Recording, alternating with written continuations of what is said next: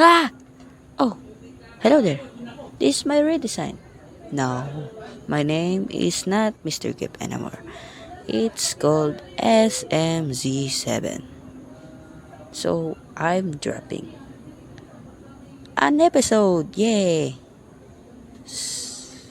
An villain episode of my friends. Yeah. And I'm gonna show you all the characters in this channel. Shara is a girl, age at 12. Vox is a robot. Yunche is a 12-age smart girl. SMG7.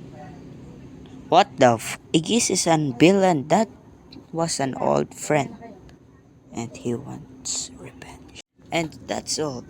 See you in next video. Goodbye. And don't forget, like to subscribe. Bye.